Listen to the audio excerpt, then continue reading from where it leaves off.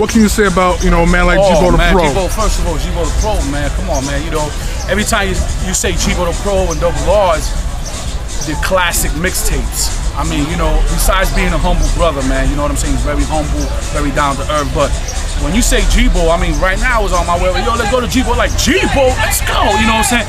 I mean, the official mixtapes, DJs who blend, to me, my opinion, they're real DJs.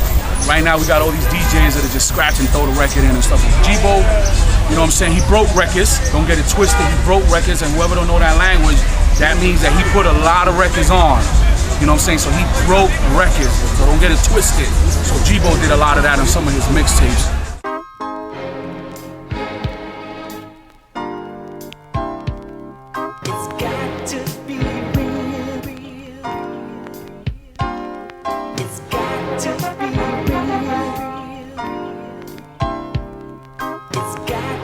In what direction are you heading? I'm going uptown. Can I give anybody a lift?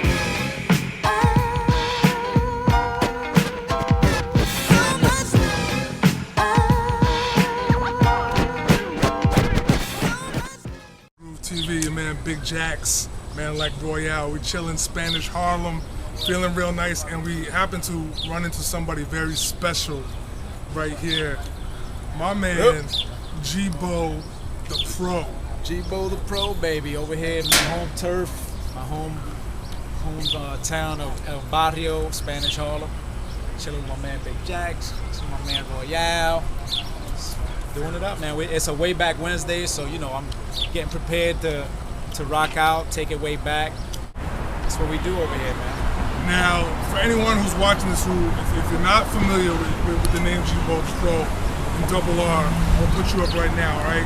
On the blog, on Grand Groove, Royale and I did this tape a couple months ago, old school R&B flavors, and we're paying tribute to two dudes, and this is one of the dudes right here. This dude is a mixtape legend in the game, G-Bo the Pro. Throughout the circles, there's certain names that come up. You hear like the Ron G's, you hear the Doo-Wops, Kid Capri's, but G-Bo the Pro and Double R is right there. Well, respect to those guys too. I mean, that was a time when it was the formative time, early '90s.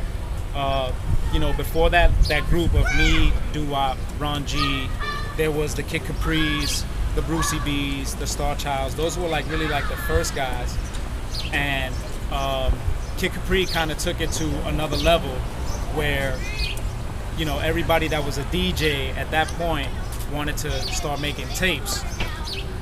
Everybody had different personalities at the time. SNS was like the guy that, he was kind of like the Clue before Clue, where he was putting the newest songs on. And he was a personality. He was kind of screaming and, talking heavy shit, and that was his thing. Wop was the DJ, but also the rapper. And he had a legendary battle on tape with Kid Capri, so that kind of brought him into a different stratosphere. And Double R and myself, our contribution was the blending.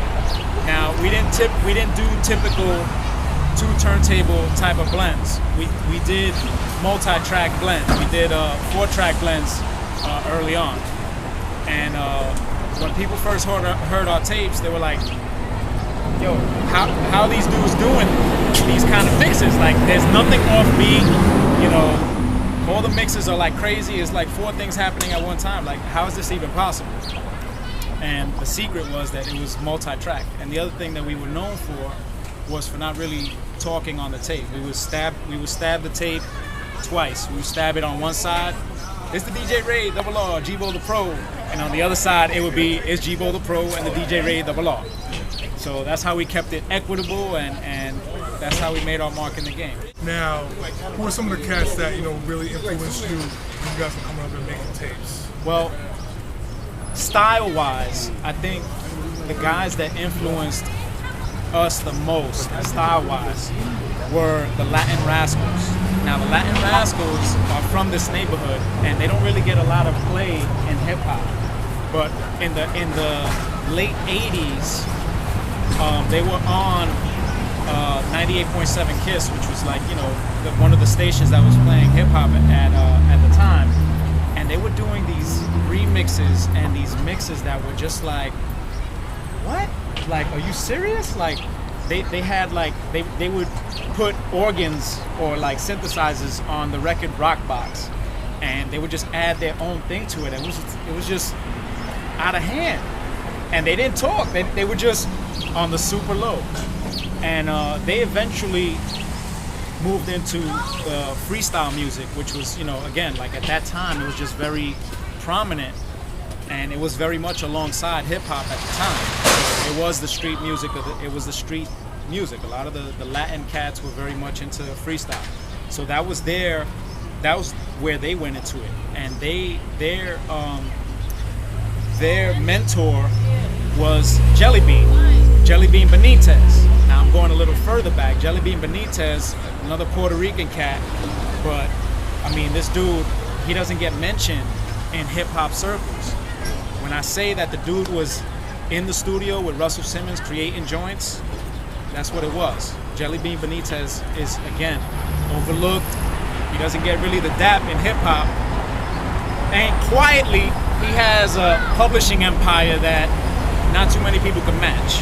You know what I'm saying? And you have heard Jelly Bean Benitez, you know, in many things. You know, he discovered Madonna. I mean, Madonna was on his first album. Madonna's first song was a song called Sidewalk Talk. You know, again, he doesn't get the dap, man. He don't get the credit. But style-wise, I would say that Latin Rascals were the guys that we emulated, not purposely, but it's just kind of how it happened. Now, I saw an interesting story that you put up on Twitter recently with meeting Kid Capri, Yep. and you know what he had to say to you guys when you met him.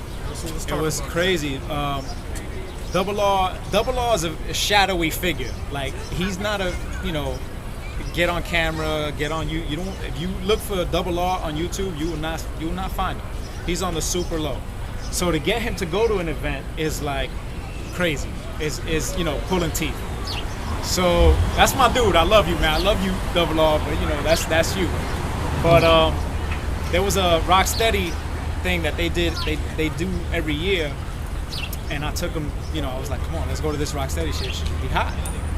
So, you know, there were a lot of characters there, you know, a lot of hip-hop, you know, Royalty was there, Bobito was there, you know, Crazy Legs, Tony Touch, all these people. Julio, you know, back then, before, I think maybe before his first single, Pop, was in the cut. You know, I mean, there were a lot of luminaries there. And Kid Capri was there. And, you know, again, like I said, that style-wise, Latin Rascals were like our dudes, but Kid Capri was the one that was like, damn, he's like, he made you want to make a tape, you know what I mean? Like, just his impact on the game was so crazy that, so being that we were so low, we didn't even know if he knew of us. Like, I didn't even know whether, you know, Kid Capri even heard of, you know, whether we were on his radar even. So I was like, cool. Went up to him. I saw him. We went up to him together. It's like, yo, what's up, Capri? G-Bo and Double R. He's like, yo, y'all the only niggas that didn't bite my shit, yo. Walked away. I didn't come down from that high for a week after that, yo, because that was the highest compliment that you could pay. I mean, it was like, that was our belief that if you talked on a tape, you would trying to be Capri. To us, it was really that simple. To us, it was like, yo, if you're gonna do something on tape, do something different, bring your contribution to it, you know, do something else. Don't do what he's doing. But what ended up happening was that everybody started doing what he did. DJs, famous DJs, that when I would go to the clubs, you wouldn't hear a peep, would not hear a peep out of them. All of a sudden, thought that shit was corny, man. It was corny. Like, it was.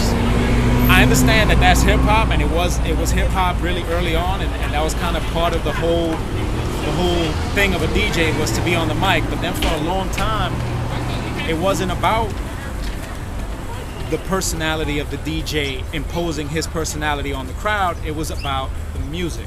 So that was really our philosophy. It was about the music. It wasn't about, you know, G-Bo the Pro or Double R.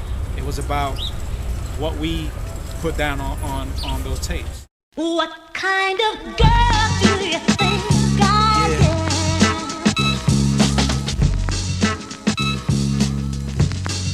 It's just too